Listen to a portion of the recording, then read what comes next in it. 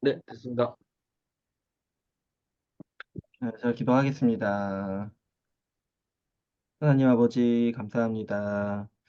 우리 교회 또 이끄시고 인도하셔서 또 오늘 수요일에 우리 주님 말씀 배우고 나누는 시간 주심을 감사합니다. 우리가 하나님 나라에 대해서 이번 학기 배우고 있습니다.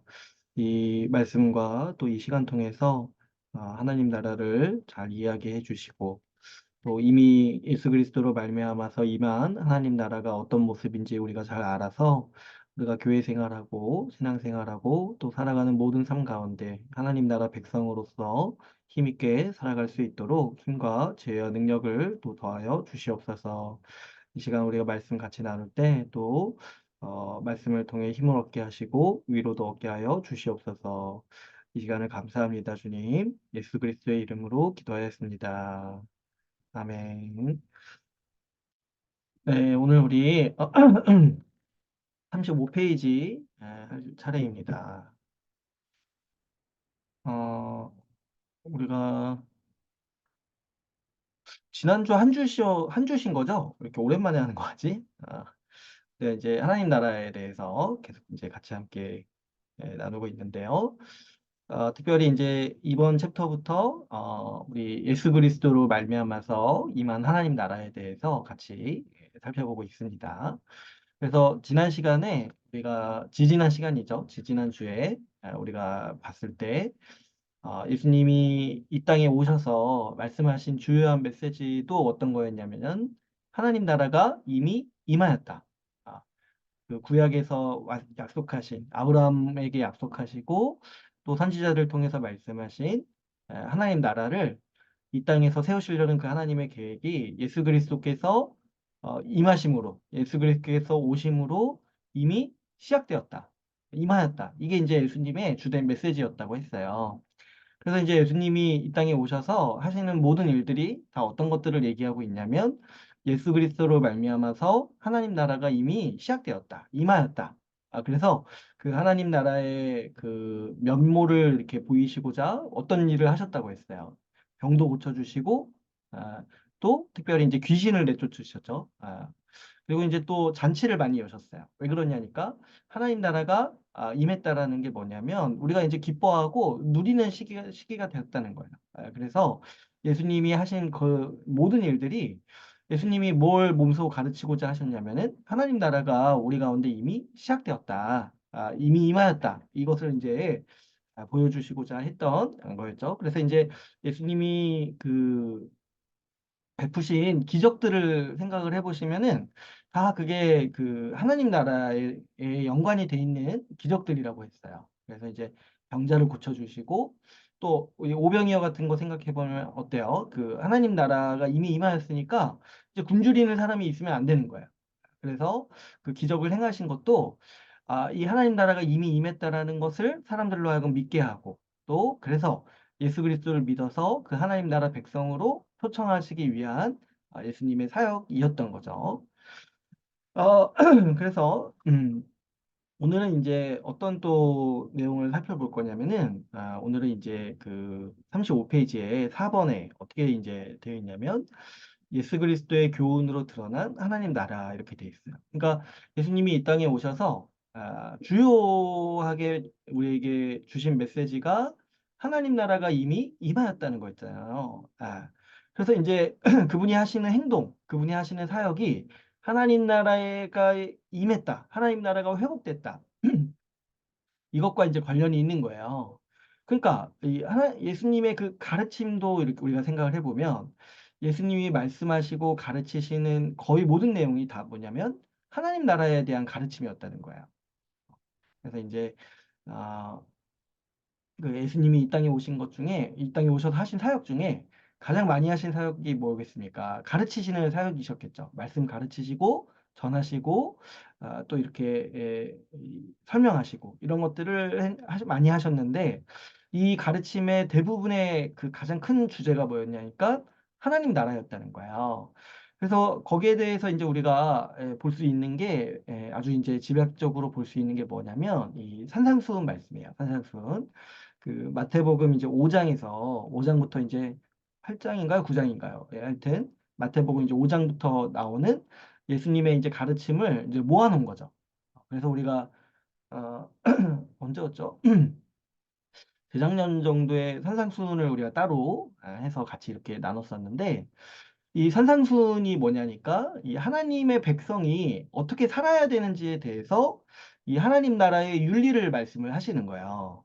근데 이제 우리가 한번 생각을 해보시면 그래서 이제 왜 이게 산상수훈이냐니까 산에서 주신 아주 이제 이 값진 교훈 이렇게 해가지고 산상수훈이라고 이제 우리가 이렇게 부르는데 이게 이제 마치 뭐와 같냐면은 그 구약에서 이 하나님께서 이스라엘 백성들에게 이제 이스라엘 백성들을 통해서 어 나라를 세우시잖아요. 가나안 땅에.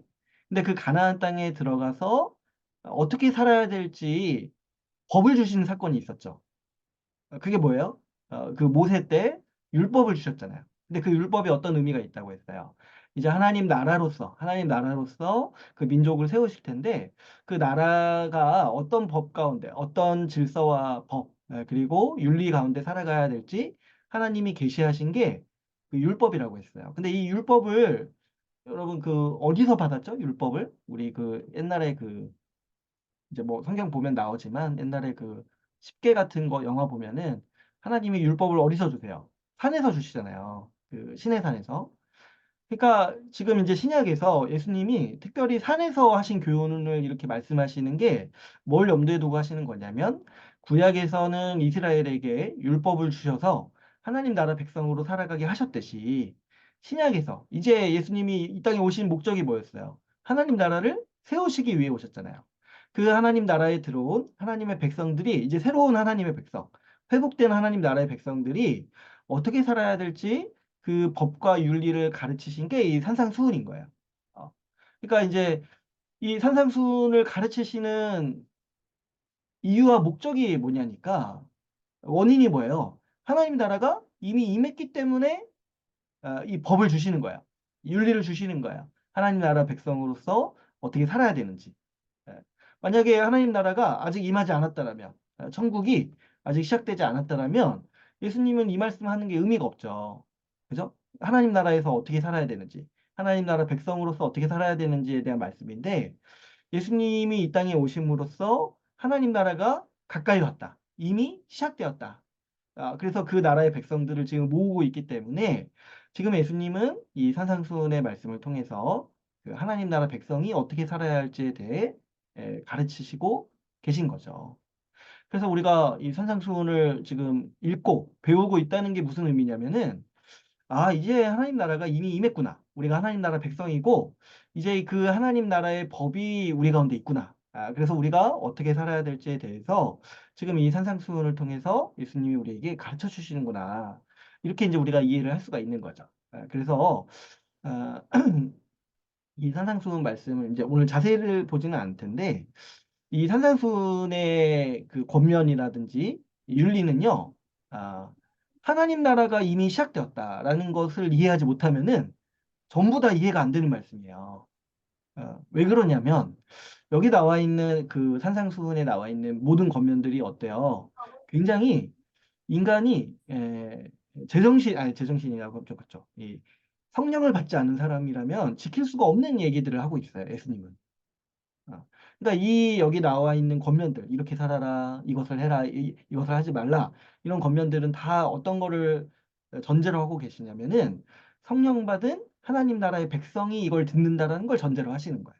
아, 그러니까 우리가 이 산상수훈을 들을 때 이제 또 이 예수님의 모든 가르침을 이제 우리가 어떻게 이해를 해야 되냐면 예수님은 이제 하나님 나라가 시작되었고 그 하나님 나라의 백성 예수 그리스도를 믿고 하나님 나라에 들어온 백성들이 있으니까 그 하나님 나라의 백성들에게 지금 말씀하시는 거구나. 라는 걸 우리가 이해할 필요가 있는 거죠. 그래서 이제 몇 가지 우리가 좀 살펴보면은 우리 반가로 1번 한번 보시면 그 35페이지예요. 이 1번 보시면 그 팔복에 대해서 얘기를 하고 있어요. 그래서 이제 마태복음 5장 탄산순이 이제 뭘로 시작을 하냐면 팔복으로 시작을 해요. 그래서 이제 우리가 많이 봤고 또 유명한 말씀이죠. 그래서 이제 36페이지에 보시면 마태복음 5장 3절부터 이렇게 있죠. 근데 이제 이 말씀을 이렇게 보면은 그 주요 주제가 다는 보지 않을게요. 주요 주제가 천국이에요, 천국. 근데 이제 제가 언제 한번 말씀드린 적이 있는데 마태복음은 하나님이라는 단어를 약간 기피해요. 왜 그러냐니까 마태가 이제 유대인이었기 때문에 유대인들은 어때요? 하나님의 이름을 부르는 걸 굉장히 꺼려하죠. 그 경외하는 마음이 있기 때문에. 그래서 이제 마태복음을 쓸 때에도 하늘나라라고 이렇게 쓴 거예요. 원래는 이제 하나님 나라라고 다른 복음서는 다 쓰는데 이제 마태는 이제 그게 약간 마음에 걸렸는지 하늘나라라고 쓴 거예요. 그래서 이제 성경에 천국이라는 단어가 마태복음에만 거의 나와요. 그래서 이제 여기서 이제 천국이라고 이제 돼 있는 건데 근데 이제 우리가 이런 걸 읽을 때도 이제 우리가 이런 거 이제 이게 무슨 의미인지 알아야 되죠. 이 여기서 말하는 천국이 저기 뭐 이게 하늘 위에 있는 나라라든가 우리가 죽어서 가는 어떤 세상 이런 걸 말하는 게 아니라고 했어요. 하나님 나라, 하나님께서 이 땅에 세우시고 하나님이 통치하시는 세상, 그 나라를 의미한다고 했죠. 그러니까 여기서 말하는 천국은 다 하나님 나라예요. 이건 이제 우리가 다 많이 이해를 하실 거예요. 근데 이제 이 마태복음 말씀을 이제 팔복을 보면은 어떻게 돼 있어요? 하나님 나라가 주요 주제인 거예요. 하나님 나라가. 그래서 이제 우리가 이 팔복을 이해하려고 할 때 가장 잘못 이해하는 게 뭐냐면 8가지 복이잖아요. 근데 이제 8가지 복 받을 수 있는 방법이라고 이해하면은 그게 아주 이제 지금 예수님을 처음부터 끝까지 오해하는 거예요. 어, 예수님은 지금 어떤 관점에서 얘기를 하고 있냐면 너네 지금 하나님 나라 안에 들어온 너희가 너희 하나님 나라의 백성이 복 받았다. 이 얘기를 말씀하고 있는 거예요. 그래서 여러분 한번 생각을 해보시면은 그 뭐 이제 몇 가지가 있어요. 심령이 가난한 자, 그리고 애통하는 자, 이런 거 있잖아요. 이거는요, 사실은 세상의 기준으로 보면은, 어, 이 복이 아니라 저주받은 사람들이죠. 가난한 사람, 세상에서 가난한 사람을 향해서 너 복 받았다 이렇게 말하지 않는다는 거예요. 애통하는 사람, 그러니까 슬퍼하는 사람, 우는 사람, 이런 사람을 향해서 세상이 복 받았다 얘기하지 않아요. 근데 신자에게는 이런 특성이 있다는 거예요. 신자에게는. 이게 심령이 가난하다는 거는 이제 어떻게 이해를 할 수가 있냐면 실제로 가난하다고도 볼 수 있는데 또 어때요? 심령이 가난하니까 마음이 겸손한 거예요. 마음이 겸손한 거. 근데 이제 신자가 왜 마음이 겸손하냐면 자기 의를 의지하지 않고 지금 어때요? 예수 그리스도의 그 능력과 예수 그리스도를 의지해서 그분만을 통해서 내가 구원 얻을 수 있다고 생각을 하잖아요. 나 자신으로 인해서가 아니라. 그래서 이게 이제 어떤 거냐면 심령이 가난하다는 거예요. 나로 말미암아서 내가 이제 부하다. 나 스스로 충족된다. 내 스스로 만족된다. 이렇게 생각하는 것이 아니라 예수 그리스도로 말미암아서 내가 구원받을 수 있다. 예수 그리스도가 나에게 간절히 필요하다. 이 마음이 뭐냐니까 가난한 상태. 심령이 가난한 마음. 에, 이런 상태라는 거예요. 애통하는 것도 이제 신자의 특성이죠. 뭐냐면 신자는 죄로 말미암아서 애통한 사람이에요. 이 죄 문제를 내가 해결할 수가 없고 그로 말미암아서 그 앞에서 우는 사람들인 거예요. 그래서 이런 것들은 이제 팔복의 모든 복이 어떤 행위, 이걸 하면 복 받는다 이걸 얘기하는 게 아니라 너희 신자가 이미 복 받은 자다. 신자가 어떤 자들이냐 했을 때 너희는 복 받은 자들이다. 지금 이 얘기를 하고 계시는 거예요. 그래서 이제 이 팔복을 우리가 이제 저도 이제 어렸을 때 많이 들었던 얘기가 제가 이제 굉장히 감명 깊게 들어서 기억이 났는데 팔복 뭐냐니까 하나님께 복 얻을 수 있는 8가지 방법이라는 거예요. 그래서 제가 되게 많이 힘을 얻었고 그때 그 말씀 들었을 때 새벽기도 특별 새벽기도 때 제가 들었어요. 그러니까 하기 좋잖아요, 그죠? 하루에 하나씩 복 하나씩 해가지고 그래서 이제 그때 되게 많이 좋아했었어서 기억에 많이 남는데 근데 팔복을 그렇게 이해할 수가 없다는 거예요. 그죠? 왜 우리가 왜 일부러 애통할 필요는 없잖아요, 그죠? 이거는 신자의 그런 자연적인 상태를 얘기하는 거예요. 그래서 한번 보시면 3절에 심령이 가난한 자가 복이 있다는 거예요. 근데 왜 복이 있냐? 천국이 그들의 것이다. 그러니까 왜 예수님은 천국이 그들의 것이라고 지금 말씀을 합니까? 하나님 나라가 이미 임했기 때문에. 너희가 가난하지만 복이 있다. 왜 그러냐니까 하나님 나라 백성이 되었잖냐. 이 말씀을 지금 하고 계시는 거라는 거예요. 심령이 가난한 자. 애통하는 자가 복이 있다. 왜 그러냐니까 죄로 말미암아서 아파하고 슬퍼하는 사람이 왜 복이 있어요? 그들이 하나님 나라에 들어가서 위로를 받기 때문에 그런 거예요. 그 10절에서 보면은 의를 위하여 박해를 받는 자가 복이 있다. 이렇게 했잖아요. 거기서 또 뭐라고 얘기해요? 천국이 그들의 것이다. 그러니까 예수님이 생각하실 때, 예수님이 우리 이 팔복을 통해서 가르쳐 주실 때, 복이라는 거는 결국에 이 하나인 거예요, 하나. 이 8가지 복이 있다는 말씀이 아니라 하나의 복이 있는데 그게 뭐냐니까 하나님 나라에 들어가서 하나님을 뵙는다는 거예요. 아, 그래서 이제 여기 이제 빠진 게 생략된 게 몇 개가 있는데 그 마음이 청결한 자는 복이 있다. 왜 그러냐니까 하나님의 얼굴을 볼 것이다. 화평케 하는 자는 복이 있다. 왜요? 아, 그들이 하나님의 자녀라고 일컬음을 받을 것이기 때문이다. 그러니까 우리가 예수 십자가 복음을 이해하고 이 팔복을 다시 보면은 아, 이게 지금 복음에 대해서 얘기하고 있다는 걸 알 수가 있어요. 자, 예수 그리스도를 믿고 복음을 듣고 믿어서 하나님 나라 백성이 되었기 때문에 그것으로 너희가 복이 있다. 지금 이 얘기를 이제 팔복이 하고 있는 거죠.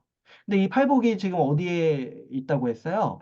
이 산상순이 시작되는 부분에 있다고 했잖아요. 그러니까 지금 예수님은 산상순, 이제 하나님 나라 백성으로서 어떻게 살아야 될지 이 말씀하시기 전에 먼저는 뭘 얘기하고 싶으신 거냐면 하나님 나라의 백성이 된 너희가 참으로 복이 있다. 이 말씀을 지금 하시면서 하나님 나라 백성으로서는 어떻게 살아야 될지에 대해서 이제 몇 가지를 더 구체적으로 얘기하시는 게 이 산상수훈 말씀인 거죠.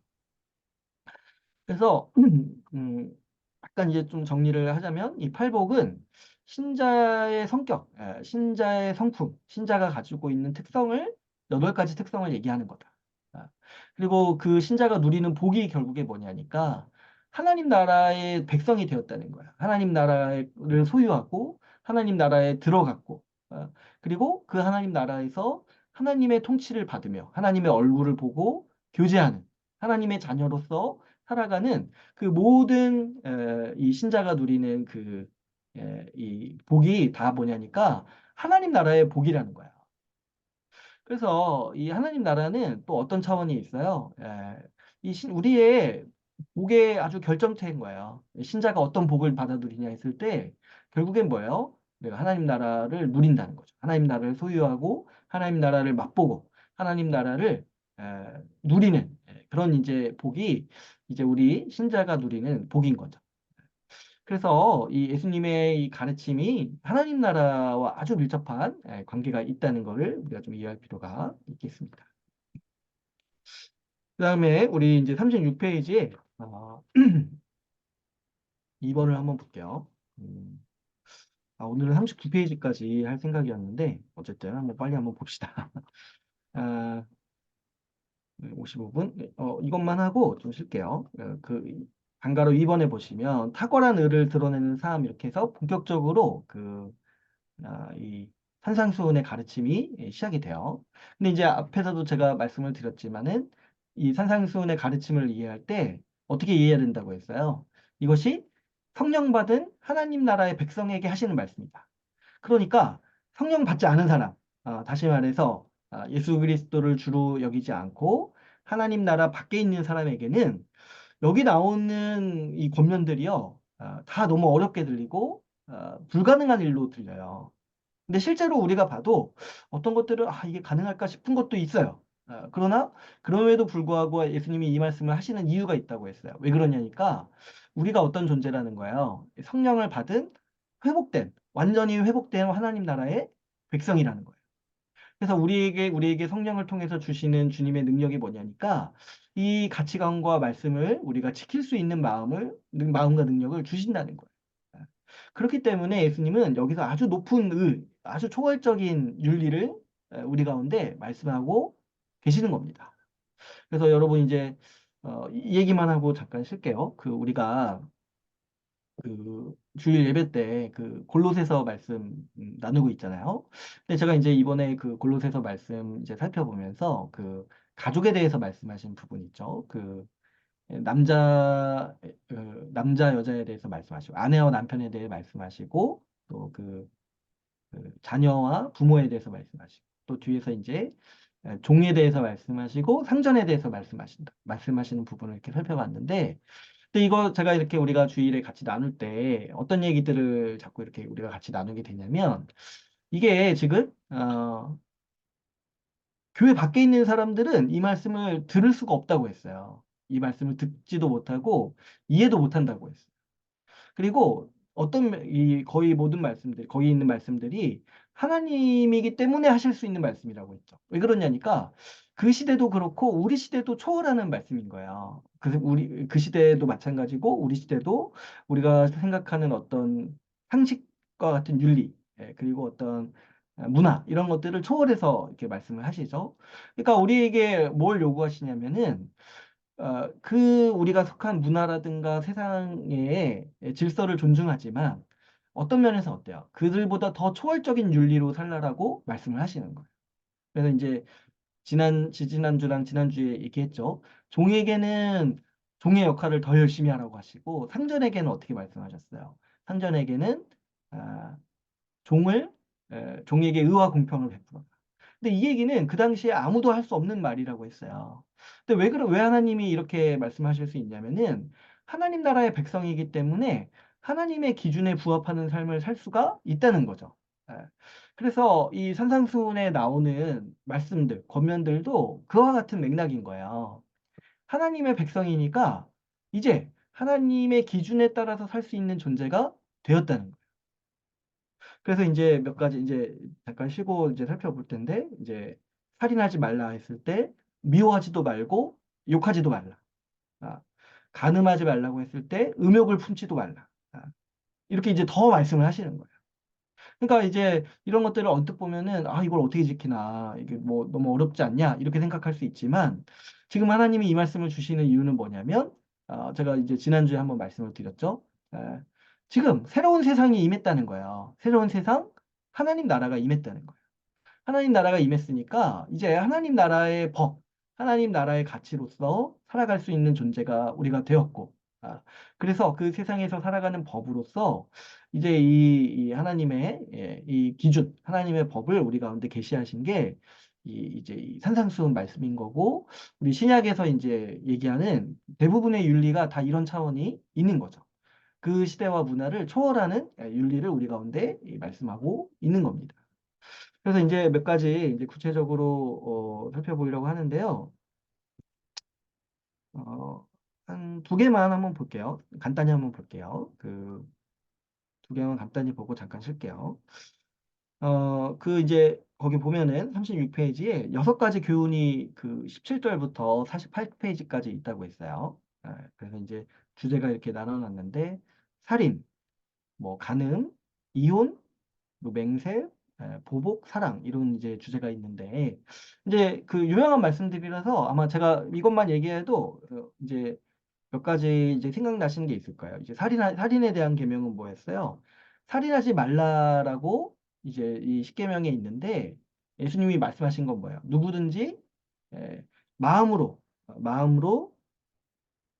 그 형제를 미워하거나 아, 또 이제 뭐 형제를 향해서 욕한다면 그것이 살인하는 자다. 그래서 그것을 하지 말라는 거죠. 그러니까 형제에 대해서 미워하는 마음부터 품지 말라는 거예요.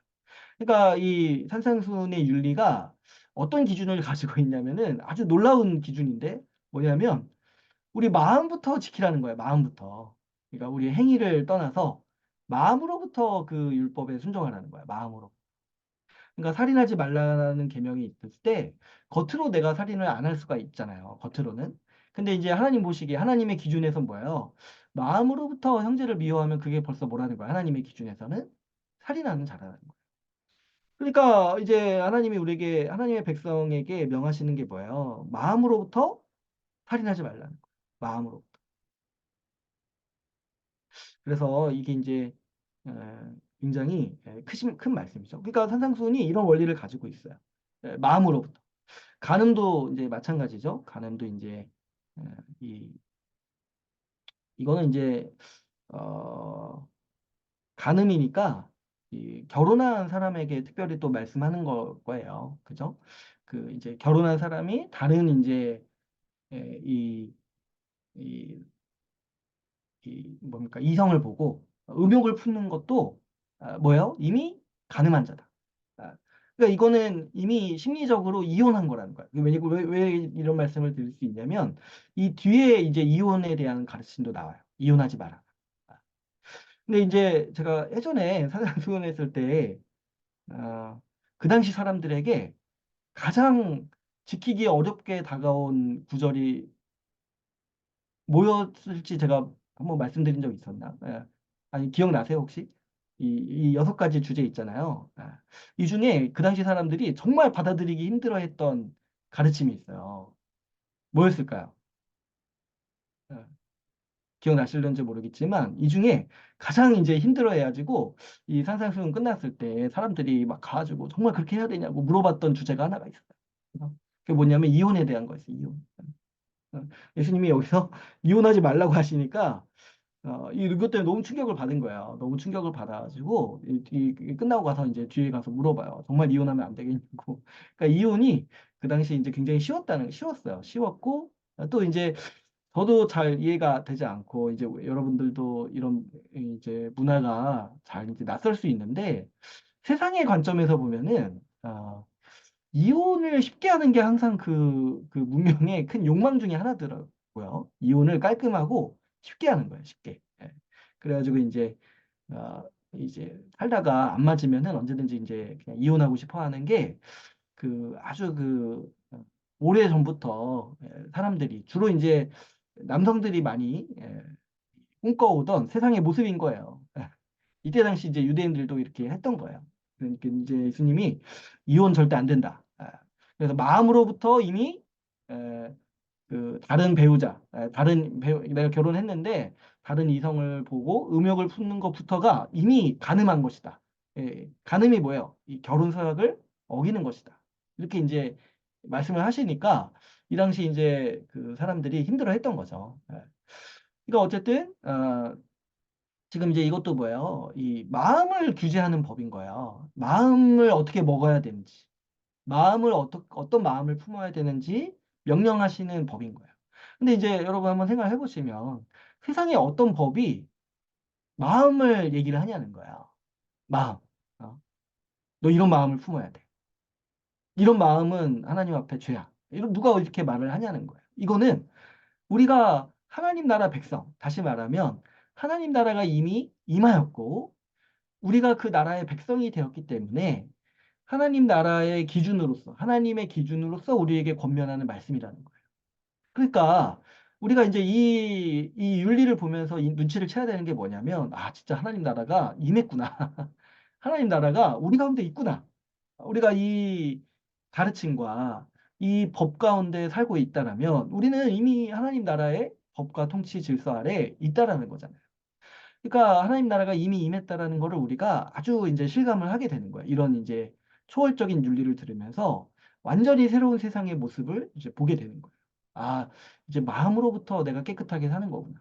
그런 세상이 되었구나. 라는 걸 우리가 이제 이해하면서 이제 살아가게 되는 거죠. 여기까지 하고 우리 잠깐 쉬었다가 이어서 나누도록 할게요. 지금 6분인데요. 우리 10분까지 쉬고 진행하도록 하겠습니다. 네.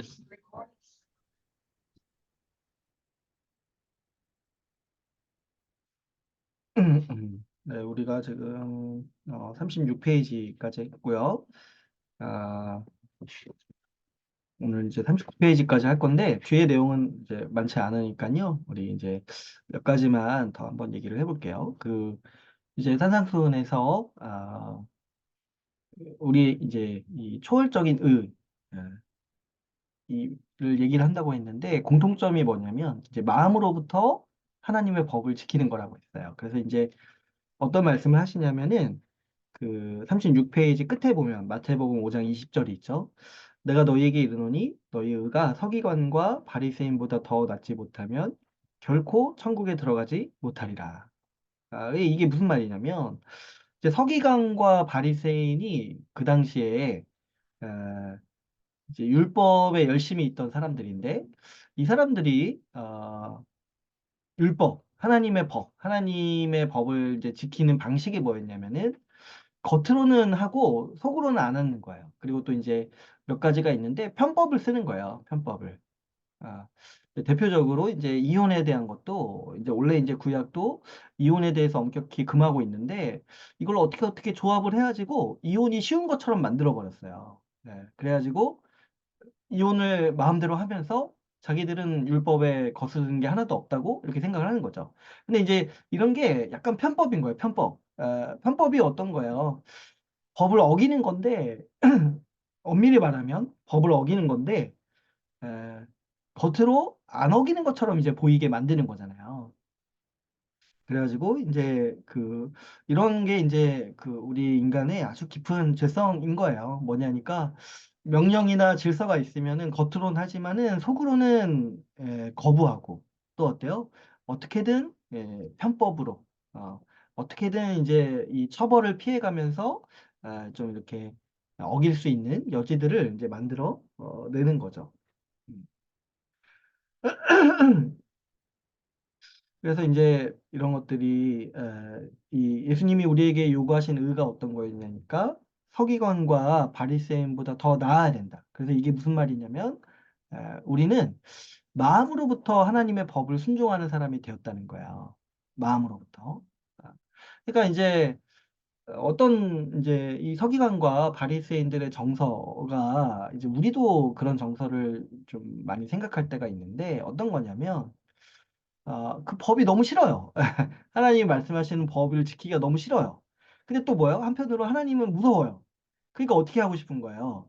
어떻게든 이렇게 처벌은 피하지만 법은 지키는 것처럼 보이게 하려는 그런 꼼수, 편법, 이런 것들을 자꾸 이렇게 만들어내는 거예요. 그래가지고, 이런 것들이 이제 이 하나님의 말씀을 이렇게 해석을 막 이렇게 아주 아주 무쌍하고 아주 이렇게 뭔가 화려하게 해석을 하면서 왜곡된 해석인 거죠. 그러면서 어떻게 해요? 하나님은 이걸 하라고 명하시지만 안 해도 되는 것처럼 이렇게 얘기하는 것들. 예. 그런 것들이 이제 다 뭐냐면 이 하나님을 속이려 하는 거고 이 하나님 나라의 기준. 그러니까 하나님은 어떤 분이시냐니까 우리의 중심을 보시는 분이라는 거예요. 그러니까 뭐 어, 이런 거죠. 우리가 이제 매주 주일 예배에 출석한다. 이거 가지고 나는 하나님 나라 백성이다. 이렇게 이제 말할 수 있지만 사실은 이제 하나님은 뭐를 원하시는 거야. 그 마음으로부터 예배를 사모하고 마음으로부터 예배 나와서 하나님과 교제하기를 원하시는 거잖아요. 근데 이런 거 생각 안 하고 우리는 그냥 매주 그냥 나는 몸이 나왔으니까 난 나온 거다. 나는 뭐 이렇게 예배드리러 나왔고 난 하나님의 백성으로서 의무를 다하고 있는 거다. 우리는 이렇게 생각하기가 편한 사람들이고 쉽다는 거죠. 그러나 우리가 하나님의 백성이고 하나님 나라가 이미 임했고 하나님이 그분의 기준으로 우리를 보신다. 우리 가운데 계신다 생각을 할 때 하나님을 우리가 속일 수 없다는 거야. 우리의 속마음을. 그러니까 더 나은 의는 뭐냐니까 우리 마음으로부터 새로워져 가지고 마음으로부터 이제 하나님의 법을 지키는 거예요. 그 하나님의 법이 싫어가지고, 어떻게든 정말 싫어. 그래가지고 뭐 어쩔 수 없이 그냥 내가 따르긴 하지만 정말 마음으로부터는 싫어. 이런 상태가 아니라 마음으로부터 하나님의 법이 정말 지혜롭구나. 이게 정말 세상의 어떤 세속 학문이라든가 초등 학문보다 더 우월하구나. 이걸 알게 되고. 그래서 하나님의 법을 감탄하게 되고, 하나님의 그 지혜를 높이면서, 마음으로부터 그 하나님의 법을 따르려고 하는 그것을 하나님이 원하시고, 그런 존재로 우리를 만드셨다는 거예요. 그게 하나님 나라 백성의, 성령 받은 하나님 나라 백성의 이 모습이라는 거죠. 그래서 이제 이런 이제 초월적인 요구들을 이제 하시는 거예요. 그래서 이제 이 유명한 말씀들이 이제 뒤에서도 나오죠. 이제 맹세, 보복, 사랑 이런 게 있는데 맹세는 어떤 거예요? 이 맹세하면서 말하지 말아라. 그러니까 뭐 하나님께 맹세하면서 말한다. 뭐 우리나라도 뭐 그런 거 있잖아요. 뭐 부모의 이름에 걸고 뭐 맹세하고 뭐 그런 거 있잖아요. 그런 거 하지 말라는 거예요. 근데 왜 이런 말씀을 주시냐면은 맹세라는 건 어떤 거예요? 자기 말을 못 믿게, 자기 말에 신뢰가 없으니까 다른 사람의 명예, 하나님의 명예를 갖다 쓰는 거잖아요. 근데 이제 이렇게 하지 말라고 하시면서 어떤 이제 권면을 주신 거냐니까 그 말 자체로 신뢰할 수 있는 사람이 되라는 거예요. 신뢰할 수 있는 사람. 그래서 진실되게 말하는 사람이 되라. 자신의 말로서만 사람을 설득하고 신뢰하도록 하는 거예요. 그래서 이제 맹세가 사실은 좋지 않은 이제 방법이죠. 그래서 이제 아, 뭐, 우리가 이제, 나 자신의 그 신용이 없으니까 다른 사람을 걸고 맹세를 하는 거잖아요. 그래서 그렇게 하지 말아라. 근데 이걸 이제 우리는 이제 그런 맹세하는 문화가 많이 없긴 한데, 이 말씀의 이제 요지는 뭐냐면, 우리 말 자체를 신뢰할 수 있는 사람이 되라는 거예요. 신뢰할 수 있는 사람. 그래서 내가 뭐 말하면 상대방이 정말 믿고 그 말에 의지해서 어떻게 살아가냐. 아니면 내가 말했는데 안 믿는 사람들 있어요. 우리 또 여러분도 잘 한번 생각해 보시면 누가 말했는데 그 사람 말을 잘 안 믿어요. 어, 뭐 저는 그런 사람은 많이 없는 것 같은데 주변에 아무튼 아무튼 이 사회생활 하면서도 생각을 해보시면 누가 말했을 때 그 사람 말을 잘 안 믿는 경우가 있어요. 근데 왜 그런 사람들의 말을 안 믿습니까? 결국에 말과 행동이 다르고 그리고 그 사람의 마음이 안 보이는 거예요. 마음이 안 보이고 그 마음과 행동이 다르고 말을 안 지키고 뭐 이런 것들이 있기 때문에 신뢰를 우리가 잃어버리는 거죠. 그랬을 때 신자는 하나님의 진실하심을 닮아서 어떻게 하는 사람들이에요? 신실하게 살아가는 사람, 말한 거 지키고 그리고 진실되게 말하는 사람들이잖아요. 진실되게. 그 다음에 이제 이 중요한 가르침이 이제 보복과 사랑이 있죠. 이 보복은 뭐예요? 원수 갚지 말라는 거죠. 원수 갚지 말아라. 이게 이제 우리 이제 많이 또 마음에 부담이 되는 경우도 있죠. 원수 갚지 말아라. 왜냐하면 우리가 이제 죄인의 성정이 어떤 거냐면 당한 만큼 갚으려는 게 아니라 당한 것에 배로 갚으려고 하는 게 우리의 이 원래 우리의 성정이죠.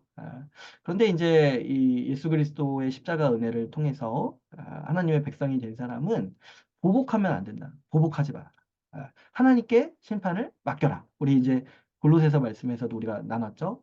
아, 불의에 대해서 하나님이 반드시 보응하신다. 그래서 하나님께 심판을 맡기고 우리가 원수 갚는 거 자체가 사실 이게 죄가 될 수가 있는 거죠. 왜냐하면 우리는 인정하지 못해요. 여러분 이걸 인정하셔야 돼요. 우리는 나 자신이 이렇게 걸린 일에 대해서 공정할 수가 없어요. 그래서 뭐 누가 나는 정말 절대 객관적이야. 나는 정말 어, 누가 봐도 타당하게 판단할 수 있어. 이렇게 자기 이득이 걸린 그런 상황에서 그렇게 말할 수 있는 사람은 없는 거예요. 그러니까 우리가 이제 이 원수 갚으려고 하는 태도, 내가 어떻게든 보복하고 그런 이제 하려는 태도들을 멀리 해야 되죠. 그다음에 이제 더 큰 게 어떤 거냐면 이 사랑에 대한 말씀이에요. 이 사랑에 대한 말씀이 어떤 거냐니까 아주 유명한 말씀이죠. 원수를 사랑하라는 말씀이에요. 원수를 사랑하라는 말씀. 그러니까 이제 여기까지는 좀 그래도 그래 힘들지만 뭐 이렇게 넘어서 가는데 이 마지막에서 많이 이제 힘든 거예요. 뭐냐니까 원수를 사랑하라는 거예요. 원수를. 예. 그래서 이제 예수님이 말씀하시는 게 뭐예요? 만약에 너희가 어, 그 너희가 사랑하는 사람을 사랑하고 너희가 미워하는 사람을 미워하면은 응? 그게 하나님 나라 밖에 있는 사람과 다를 게 뭐냐는 거예요. 세상 사람들도 세상 악인들도 그렇게 산다는 거예요. 악인들도. 그죠? 여러분 영화 같은 거 보면은 마피아 이런 사람들 나오잖아요. 마피아들도 자기 가족은 진짜 끔찍히 사랑합니다. 자기 가족을 위해서 죽기까지 해요. 마피아들도. 근데 어때요? 원수를 향해서는 아주 그냥 잔인하게 예, 대하고 하죠. 예. 그러니까 하나님 보시기에 우리가 그렇게 마피아 같이 극악무도한 사람은 아니더라도 우리가 내가 정말 마음에 드는 사람만 사랑하고 마음에 안 드는 사람들은 지난주 나눈 말씀처럼 차별해. 나 종처럼 돼. 그리고 내가 또 싫어하는 사람들이 있어요. 마음에 안 드는 걸 더 넘어가가지고 나랑 이제 원수 관계에 있는 사람들을 아주 이렇게 미워하고 보복해. 그러면 하나님 보시기에 저 이탈리아에 있는 마피아랑 우리랑 이탈리아를 제가 특별히 뭐라 하는 건 아니에요. 아무튼 이제 거기 마피아가 유명하잖아요. 아무튼 이제 거기 있는 마피아랑 우리랑 차이가 없다는 거예요. 제 예수님의 말씀은. 왜 그래요? 이게 하나님의 기준이라는 거예요. 이게. 응? 그러니까 이게 얼마나 참 어, 이거는 진짜 사람이 만들어낼 수 있는 윤리가 아니죠. 하나님의 말씀이죠. 하나님이시기 때문에 하시는 말씀이고 또 이 말씀을 지금 누구에게 하시는 거예요? 팔복. 신자. 성령 받은 신자이기 때문에 예수님이 이 말씀을 하시는 거예요. 예수님도 저기 성령 받지 않은 사람에게 원수 사랑하라 이런 말씀 안 하세요. 그렇게 할 수 없는 존재니까. 근데 이제 우리는 어떤 존재가 됐냐니까 일단 우리는 이제 하나님의 용서를 받았죠. 그랬을 때 하나님의 원수된 자를 위해서 원수 같은 우리 죄인을 위해서 그분의 아들을 내어 주셨어요. 그러니까 원수를 사랑하라는 게 결국에 하나님이 우리에게 베푸신 사랑이에요. 우리가 하나님께 원수였는데 하나님은 그 원수를 위해서 자기 이제 외아들을 내주시고 예수님은 어때요? 자기 생명을 내어 주셨다는 거예요.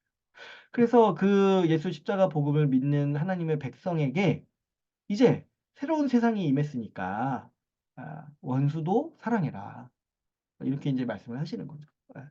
그래서 정말 이게 논리적으로는 너무 완벽하게 이해가 되고 이렇게 말씀하시는 게 합당한데 이게 받아들이는 게 어려운 건 뭐냐면 이게 진짜 하나님의 기준인 거예요. 예. 하나님의 기준이 얼마나 높은지 여기서도 이제 보이는데 근데 이제 하나님이 이걸 우리에게 말씀하시는 아주 이제 복된 이유가 뭐냐면 우리에게 성령 주셔서 이 일을 하도록 만드셨다는 거예요. 이 일을 하도록. 예. 그래서 이제 아주 우리의 소박한 목표라기보다는 정말 우리의 진짜 우리 하나님 나라 백성으로서 우리가 이미 하나님 나라를 받아서 누리고 있는 사람으로서 우리가 정말 최소한의 목표로 삼아야 되는 거는 뭐냐면 누구도 미워하지 말아야 돼요. 정말. 정말 내가 죽을 때 눈 감기 직전까지 한 사람도 미워하는 사람 없도록 해야 돼요. 한 사람도. 어. 지금 이제 근데 이것도 사실은 하나님의 권면, 지금 예수님의 권면에 한참 모자른 거예요. 뭐냐면 우리가 지금 원수까지 사랑해야 되는데 지금 미워하는 사람이 있으면 어떻게 하겠습니까? 그러니까 근데 이럴 때 정말 하나님의 은혜가 필요하고 우리 자신의 힘으로 하는 게 아니에요. 이거는 인간의 그 한계와 이해를 정말 저만치 뛰어넘은 권면이에요. 이거를 말하는 사람이 세상에 어디 있고 또 듣는 사람은 이 세상에 어디 있습니까? 아, 우리가 하나님 나라가 이미 임했고 우리가 하나님의 백성이기 때문에 지금 이 가르침, 이 법을 지금 듣고 있는 거예요. 그랬을 때 이것을 지킬 수 있는 힘도 다 우리 주님으로부터 온다. 주님을 의지하고 성령이 주시는 마음을 우리가 의지할 때 우리가 이 하나님의 백성으로서 아주 힘있게 살아갈 수가 있는 거죠. 그래서 이렇게 이제 권면들을 살펴봤을 때 정리를 좀 드리자면 이거는 하나님 나라가 이미 임했기 때문에 그 하나님 나라의 백성에게 주시는 초월적인 권면이다. 그래서 이것을 통해서 우리가 뭐를 또 알 수 있다고 했어요? 하나님 나라가 이미 임했구나. 그래서 이 이미 임한 하나님 나라에서 살아가는 하나님의 백성을 향해서 예수님이 하나님의 기준으로서 우리에게 말씀하시고 가르치시는구나라는 걸 우리가 볼 수가 있는 거죠. 우리 뒤에 부분은 좀 빠르게 볼게요. 37페이지. 하나님 앞에서 진실하게 행하라. 이거는 이제 어떤 거냐니까, 이 사람들 앞에서 보이려고, 종교적인 행위라든가, 이런 선행을 하지 말라는 거야. 은밀하게 해라. 이거 이제, 지지난주에, 골로새서 말씀에서도 있었죠. 뭐예요? 종이 이렇게 일을 하는데, 사람에게 하듯이 하지 말아라. 하나님께 하듯이 하라. 이게 무슨 의미라고 했어요? 남들에게 보이려고 하지 말라는 거예요. 근데 우리가 왜 그러냐면 우리가 하나님 앞에 서는 자인데 하나님은 하나님께 우리가 정말 진실되게 행한다는 게 어디서 많이 드러나냐면 사람이 없는 자리에서 우리가 뭘 하는가. 아, 사람이 없는 자리에서. 옛날에 그런 책 제목이 있었는데 아무도 없을 때 당신은 누구인가. 막 이런 게 있었는데. 그러니까 우리가 하나님 앞에 선다고 생각했을 때 사람에게 하는 것보다도 진실하게 해야 되는 게 뭐냐면 아무도 안 볼 때 그 일을 해야 된다는 거예요. 구제라든가. 그래서 이제 구제도 특별히 은밀하게 하라고 하죠. 자기 이름이 드러나지 않게 하라. 기도도 마찬가지죠. 기도도 이 은밀하게 해라. 보이지 않는 곳에서 해라. 기도에 대해서도 굉장히 길게 말씀하시는데 이제 여기서는 이제 짧게 그냥 보고 넘어갈게요. 이 금식도 이제 감춰라. 금식할 때 아주 재밌는 말씀하시죠. 오히려 화장하고 금식할 때 낯빛을 어둡게 하지 말고 오히려 화장해서 금식하는 사람처럼 보이지 않게 하라는 거예요. 오히려. 예. 근데 그게 뭐냐면 하나님 앞에 진실한 태도라는 거예요. 사람에게 보이려고 하는 게 아니라 정말 내가 하나님 앞에 경건한 마음으로 살려는 마음으로 이런 이제 종교적 행위들을 하고 선행을 하라는 거죠. 그 다음에 이제 그 38페이지에도 보시면, 이 4번 보시면, 하나님만을 주님으로 섬기고 의지하는 삶. 이제 이 산상수훈에 또 많이 나오는 권면이 뭐냐면, 재물에 대한 권면이 많이 나와요. 재물에 대한 권면. 그래서, 이 경고하시는 말씀 중에 하나가 뭐냐면, 이제 하나님을 섬기든지 돈을 섬기든지 둘 중에 하나다. 또 그리고 또 어떤 거 있어요. 그리고 무엇을 먹을지, 무엇을 마실지 염려하지 말아라. 이것도 이제 산상수훈의 이 권면인 거예요. 그러니까 염려하지 말라가 이제 산상수훈에 들어가 있어요. 염려하지 마. 하나님이 먹이시고 입히신다. 아, 그러니까 이 하나님 나라 백성으로서 우리가 이제 에, 하나님 나라가 임했기 때문에 이제 염려하지 말아야 된다는 거예요. 하나님이 보살피시고 하나님이 입히시고 하나님이 먹이시고 그런 삶을, 그런 세상을 우리가 이제 받게 됐으니까 이제 염려하지 말라는 거죠. 그래서 이 재물에 대한 권면. 그래서 이제 돈을 섬기지 말아라. 돈에 생명이 있는 것이 아니다. 돈을 위해서 살지 말고 하나님 나라를 위해서 살아라. 그래서 이제 여기 4번에 마태복음 6장 33절에 보면 어떻게 얘기를 하고 있어요? 하나님 나라와 의를 먼저 구해라. 이것도 뭐예요? 하나님 나라가 이미 임했기 때문에 거기에 대해서, 거기에 대한 삶으로서 얘기를 하는 거예요. 하나님 나라를 먼저 생각하고 그 나라의 의, 그 나라의 법, 그 나라의 질서를 따라서 먼저 살아라. 그리하면 어떻게 되는 거예요? 이 모든 염려에서 주님이 해방시켜 주신다. 이 모든 것을 다 너희에게 더하신다. 이렇게 말씀을 하시는 거죠. 그 다음에 이제 그 5번도 보시면, 이 다른 사람과의 관계를 이제 어떻게 맺어야 되는지 이제 몇 가지 또 권면을 주시죠. 뭐 비판하지 말아라. 그리고 이제 지속적으로 기도할 것에 대해서 말씀하시고, 이제 이 39페이지 보시면, 맨 위에 보시면 마태복음 7장 12절 말씀이 있습니다. 그래서 이제 많은 학자분들이 이게 이제 산상수훈 전체의 요약이라고 많이 이해를 하세요. 어떻게 얘기를 하시냐면, 그러므로 무엇이든지 남에게 대접받고자 하는 대로 너희도 남을 대접하라. 이것이 율법이요 선지자라. 그러니까 뭐예요? 에, 이거 오해하시는 분들이 있던데, 남에게 대접받은 만큼 너도 베풀어라 이렇게. 그게 아니라 여러분, 우리 그 문맥을, 저기 글씨를 제대로 봐야 돼요. 그죠? 예. 내가 받고 싶은 만큼 남에게 대접을 하라는 거예요. 그러니까 받은 게 없어도 다른 사람을 위해서 살라는 거예요. 받은 게 없어도. 받은 게 없어도 이게 뭐냐면, 이제 내가 받고 싶은 거라면 다른 사람도 받고 싶어 하는 거라는 거예요. 그래서 그러한 대접을 다른 사람에게 베풀어라. 그래서 산상수훈 전체의 요약을 우리가 뭐로 이해할 수 있냐면, 다른 사람을 위해서 살아라.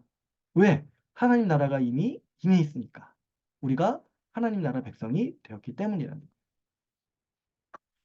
마지막으로 이 세상을 거스르고 순종의 열매를 맺는 사람이 6번이 있습니다. 그래서 마태복음 7장 13절, 14절. 아주 이제 재밌는 말씀이죠. 그 좁은 문으로 들어가라. 그러니까 지금 뭐예요? 이게 이제 거의 마무리하시면서 하시는 말씀인데, 좁은 문으로 들어가라. 이 산상순의 법이 있는 하나님 나라에 들어가는 길이 좁다는 거예요. 그래서 멸망으로 인도하는 문은 크고 그 길이 넓어서 그리로 들어가는 자가 많고, 생명으로 인도하는 문은 좁고 길이 협착하여 찾는 자가 적음이라. 그죠, 여러분? 이 윤리를 듣고 누가 저 예수 믿겠습니까? 이렇게 말하겠어요. 지금 이렇게 하시는 권면 듣고 너 이렇게 살 수 있어? 이렇게 할 텐데, 너 저 그렇게 하겠습니다. 누가 이렇게 하겠습니까? 세상 사람들이, 우리가 인간으로서 그냥 좋아하는 건 그런 거 아니에요? 원수에게 보복하는 거 좋아하잖아요. 그죠? 우리 뭐 영화나 드라마 봐도 대부분의 주제는 보복이에요. 그리고 그런 거에 우리가 재미도 있고 카타르시스를 느끼잖아요. 그죠? 보복하는 거에 우리가 또 뭐야, 감정이입돼가지고 좋아하잖아요. 어, 그러니까 우리가 그렇게 살고 싶어 하는 거예요. 그 죄인으로서는. 근데 이제 이 예수님이 말씀하시는 하나님 나라 백성의 삶이 뭐냐면은 그런 것들을 내려놓고 세상 사람들이 죽어도 가지 못하는 그 삶을 살라는 거예요. 아, 원수까지 사랑하는 삶. 이것이 이제 좁은 문이라는 거죠. 근데 이제 우리를 향해서 왜 복 받은 자라고 아까 예수님이 말씀을 하셨냐면 팔복에서 이게 사람들은 가기 싫어해요. 근데 어쩌다가 우리는 갔냐는 거예요. 그죠?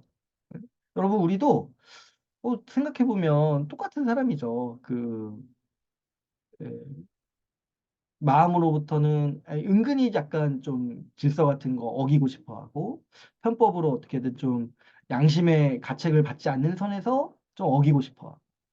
또 어때요? 아까도 이제 원수 갚는 거에 대해서 여기에 또 희열을 느끼고 또 원수를 사랑하기는커녕 그냥 이제 마음으로부터 이제 멀리하는 게 이제 우리인 거잖아요. 그런데 어쩌다가 우리가 이런 좁은 문에 들어가는 자가 되었는가 했을 때, 이것이 하나님이 주신 우리에게 주신 은혜구나. 그래서 이제 이게 기본적으로 우리 하나님 나라의 삶이요, 좁은 문이라는 걸 우리가 반드시 기억해야 돼요. 이거는 이 말씀은 제가 이제 뭔가 분별하려고 할 때 많이 생각하는 말씀이에요. 좁은 문. 그러니까 아주 이제 되게 재밌잖아요. 이게 우리가 생각할 때 안전함을 느끼는 곳이 어디냐면 사람들이 많이 하는 거에 안전함을 느껴요. 그죠? 그래서 이제 여러분 뭐 이렇게 물건 구매할 때 이게 리스트가 쭉 뜰 때 뭐부터 봅니까? 사람들이 많이 산 거. 리뷰 많은 순 이렇게 보잖아요. 그러니까 뭐냐면 우리가 사람이 많은 것에 안전함을 느껴요. 어, 많은 사람들이 몰리는 것에 우리는 관심이 더 가고 안전함을 느껴요. 근데 말씀이 반대로 얘기를 하죠. 물론 이제 그런 제품이 안 좋다는 얘기는 아니에요. 근데 뭐냐니까 사람들이 좋고 많이 몰리는 곳은 멸망에 이르는 무리의 확률이 크다는 거예요. 뭐냐면 그것이 반칙이고 하나님의 길이 아니기 때문에 그리로 간다는 거예요. 그러나 이제 좁은 문으로는 이 아주 험해 보이고 아주 이렇게 좁아 보여서 갈 수가 없는 것처럼 보이지만은 우리 신자는 어떤 사람들이에요? 하나님 나라가 그 좁은 문을 통과하는 곳이라는 것을 알기에 기꺼이 좁은 문에 들어가는 사람들이라는 거죠. 그래서 이 우리 신자는 이 하나님 나라가 이미 임했다는 것을 알고, 그래서 교회 안에 새로운 세상이 예수 그리스도로 말미암아 임했다는 것을 알고 그 예수 그리스도의 말씀과 가르침에 순종하기를 힘쓰는 사람들이라는 거예요. 여러분, 우리가 만약에 하나님 나라가 아직 임하지 않았어요. 그러면 지금 순종하는 거는 사실 그렇게 큰 의미가 없을 수 있어요. 하나님 나라의 법이 없고 어, 하나님의 이 질서가 없다라면, 그래서 하나님 나라가 우리 가운데 없다라면, 지금 우리가 순종하는 게 사실은 굉장히 힘이 약하고, 의미가 없을 수 있어요. 근데 왜 주님이 우리에게 순종하라고 말씀하시고, 이 하나님의 기준, 이 어마어마한 기준을 우리에게 가감없이 말씀하시냐니까, 이미 교회 안에 세상에 하나님 나라가 임했어요. 하나님 나라가 임했고, 우리를 그 하나님 나라에 들어가게 해주시고, 좁은 문을 통과하게 해주셔서 하나님 나라의 백성으로 삼으셨기 때문에 이제 우리 가운데 어떤 마음이 생기는 거냐면, 순종해야 되는 마음이 생기는 거죠. 순종해야겠다. 그래서 뭐예요? 이 순종이라는 게 뭐예요? 마음으로부터 하나님의 법을 즐거워하고, 마음으로부터 그 말씀에 따르려고 하는.